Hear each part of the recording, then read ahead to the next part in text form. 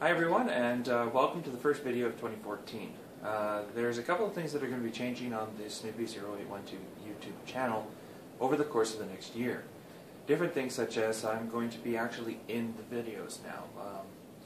After some contemplation and some realization that I've been doing theatrical performances for a lot of years, and it never really bothered me to be filmed before, it really didn't make any sense for me to continue that mentality.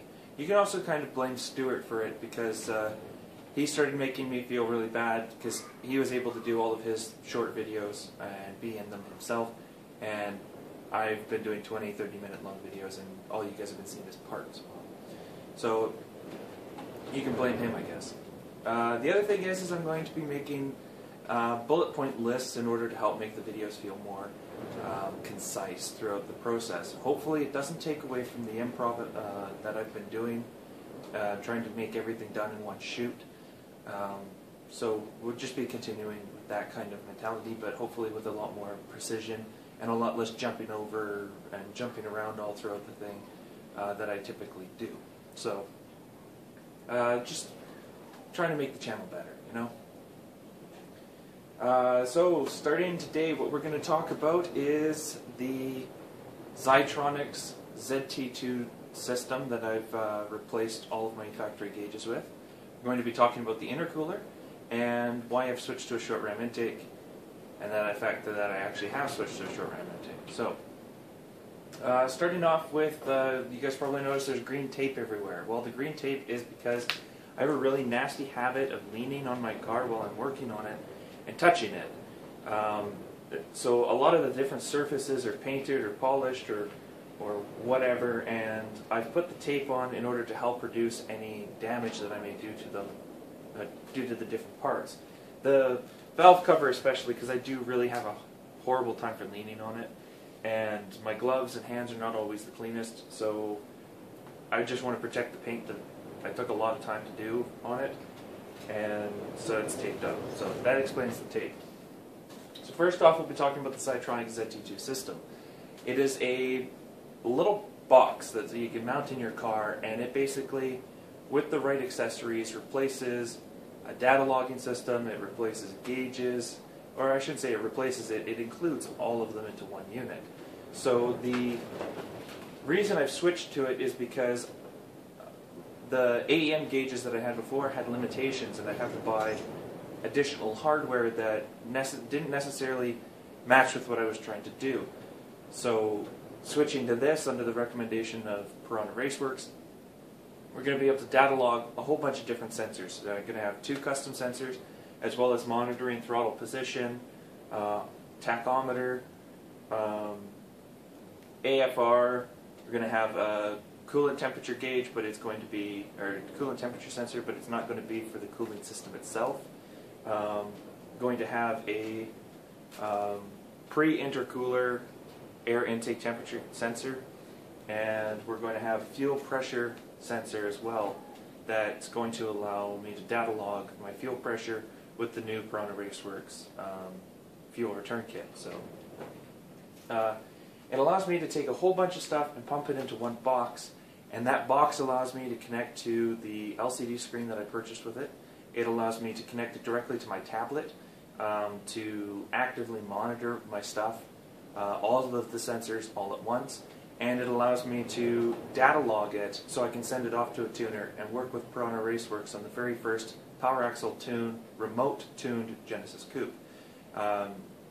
Basically being able to showcase what Bill has been able to do with the quote-unquote limited Power Axle software, even though it's not all that limited. And we'll be able to hopefully develop a method that other people could use down the road in the future for their own projects and cars. Next, we're going to be talking about the intercooler setup. Now, this is going to be, well, irritating for some people, but hear me out. I do have an explanation for what I've done. I have switched from an air-to-air intercooler system to an air-to-water intercooler system, and here's why I have done that. Air-to-water is actually more efficient than air-to-air. And I know that some people are going to have their own opinions on this and whatever. I really don't want to get into it. I've done my own research, and I have been using air-to-water systems in many different applications for over a decade, and it's never been inefficient for me. Air-to-air has several limitations that are very difficult to overcome, and would actually end up costing more to overcome than air-to-water allows you to do. Does air-to-water have drawbacks? Yes, it does, and we'll get into those in a minute. But when you have a front-mount air-to-air system, you have a large surface area intercooler sitting at the front of your car. A lot of aftermarket companies replace depth with height in order to get more surface area and use the unlimited air that you have going through the front. The downside about that is it literally actually has to come through the front. So if you're at a standstill or you're traveling below about 60 miles an hour, you don't actually get the full effects of your intercooler, believe it or not. You actually have to have a certain amount of positive pressure built up in front of it to push the volume of air through it, because the intercooler itself does have resistance to flow. If it didn't, then it wouldn't be very efficient. So the biggest change about that is air direction. Now here's something that a lot of people don't really think about. If you're traveling at 60 miles an hour this way, and the wind is traveling at 60 miles an hour this way, you have a lot of air being pushed through. However, if you're traveling 60 miles an hour this way, and the wind is coming from behind you at, say, 40 miles an hour, then you only have 20 miles an hour of wind hitting your intercooler, believe it or not. So there's a limitation to air-to-air. The other thing is if you're cornering or if you're drifting, the air actually will come at an angle to your vehicle, and then it will have to straighten out to go through. So that creates less airflow. Those things can be easily overcome. Well, I shouldn't say easily. They can be overcome by switching to a V-mount system, and that allows you to mount fans on the other side of the intercooler to constantly pull air through. That helps correct low-speed airflow. That helps correct directional airflow, and that's why you see, like the Reese Millen Genesis Coupe drift car, it actually has 2 fans on that V-mount setup. The other benefit to V-mount is it allows you to have a dedicated path of flow for your radiator and a dedicated path of flow for your intercooler. That allows you to have a better efficiency of both systems. Switching to this system, switching to air-to-water, allows you the same benefit, but without having to cut up your hood, without having to cut up your whole front crash bar setup and doing something custom and whatever. V-mounts also have the other same benefit to this system that I've gone with, which is very short piping. Total piping length for this system is actually only 26 inches, which is less piping than a single side of a 2010 intercooler setup. In 2013's, this is actually going to be about 10% less, or 10% of the total piping used in a 2013 intercooler setup. So the turbo response is going to be very high. The throttle response when I'm shifting gears, let off or whatever, is going to be very high because the air is going to have very little distance that it needs to travel.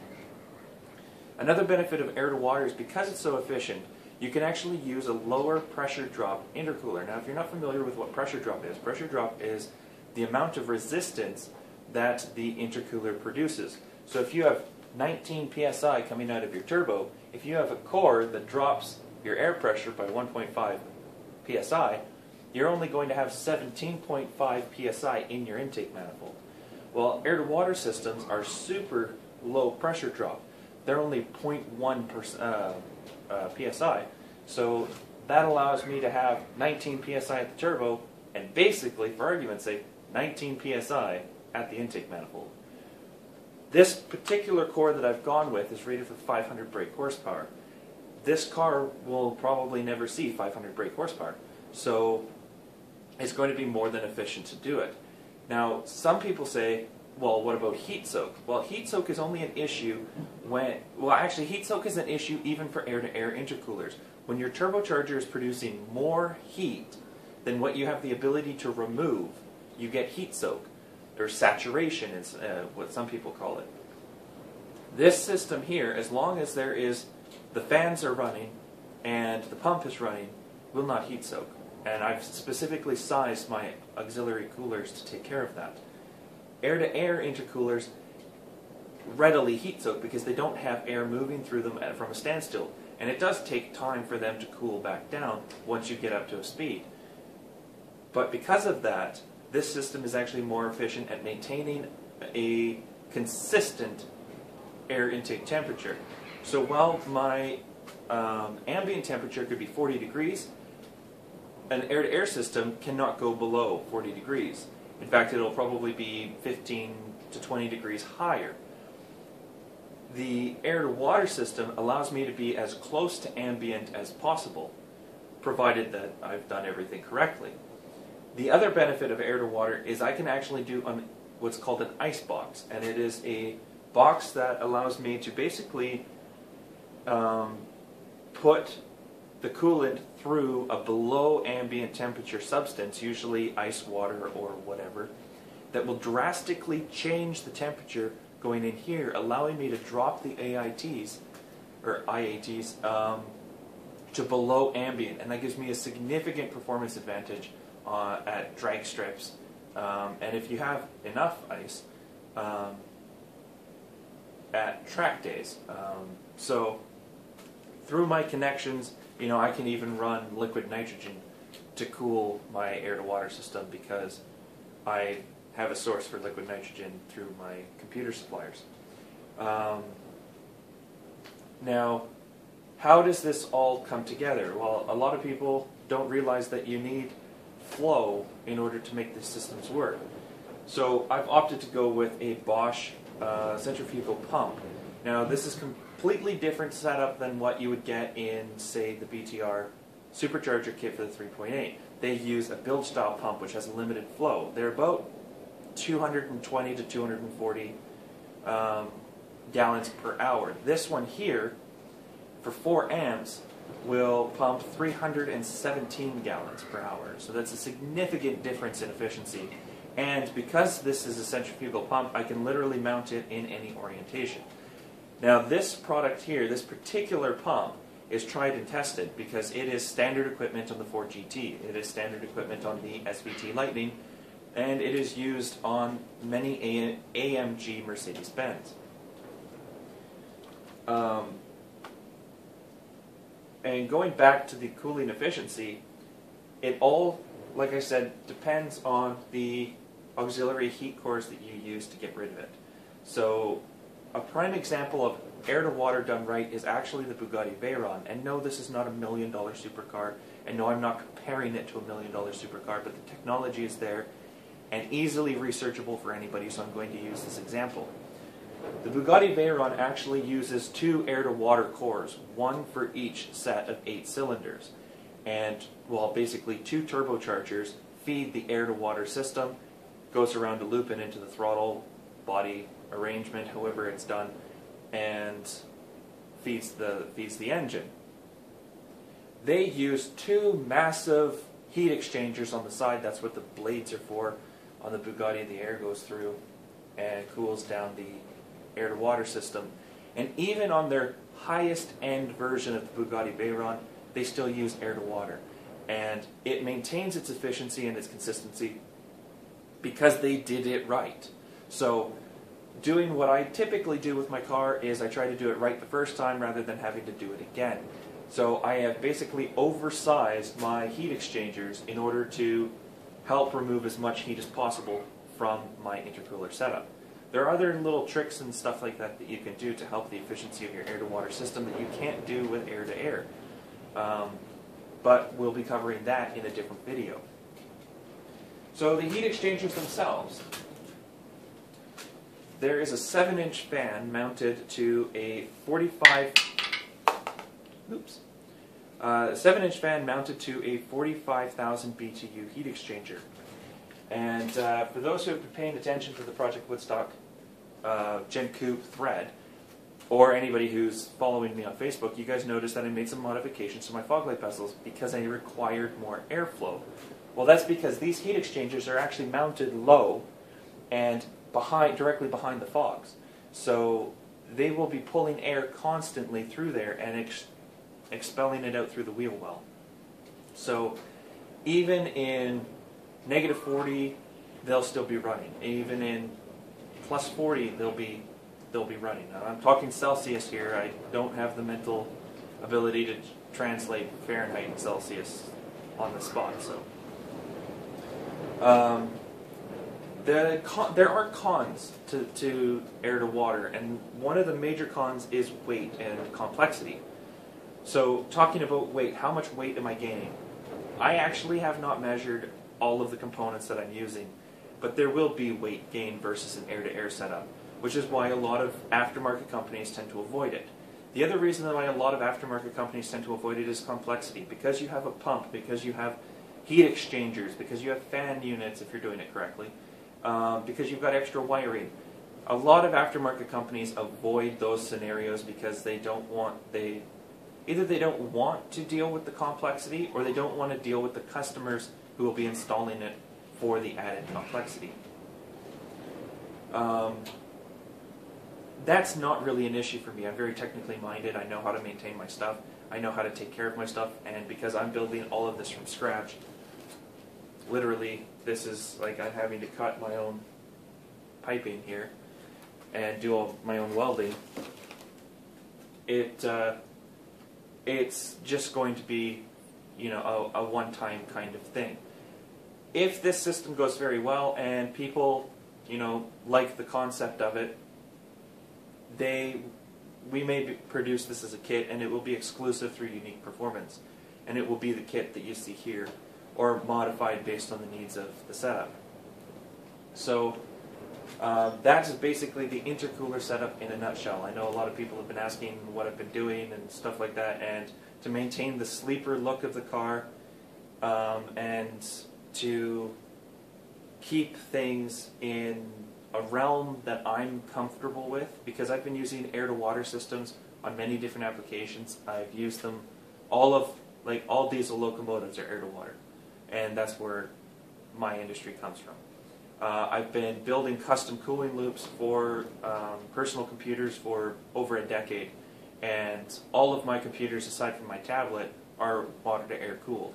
So whether it's a Corsair coolant loop or it's something custom, they're all water cooled because it's more efficient, it's better, it allows you to have a quieter setup. This might not be so much quieter, well, this won't be quieter than that, but because I don't have an air cooled engine, but it's just what I'm used to using, it's what I'm used to doing, and I'd like to do something different that nobody else has done before. So once this is all complete, this will be the only air-to-water cooled 2.0T in the world. So keeping that unique aspect to the vehicle and trying new things is what this is all about. So continuing on to the short ram intake. The reason I went to a short ram intake is very simple. With the heat exchanger, the piping actually doesn't work. It doesn't fit. So I cut my AEM cold air intake in half, and due to plug positions I had to switch to a conical air filter in order to get enough safety room, and it is just basically a modified AEM cold air intake. The turbocharger is still staying as the TD04 for now. It will eventually get upgraded, but this system here is being oversized in anticipation of the turbocharger that I've been considering. So all of this will still work. It'll literally just be swapping the turbocharger and bolting everything back up. A quick mention that I'd like to make is thanks to John for selling me the valve cover heat shield. I really appreciate it. You saved me like $100. So I just wanted to say a big thank you to you in this video. And that's pretty much it for this video, and wrapping up everything. If you guys have any questions, comments, because I know some of you will, post them up directly below in the comment section. Message me or post up on any of the Facebook groups that I'm a part of on Facebook. Or find me on gencoop.com, rearwheeldrivecoop.com, or any of the other forums that I'm a part of. and hit me up or message me directly on the Project Woodstock build thread on GenCube.com. So thanks again for watching, and we will see you guys in the next video.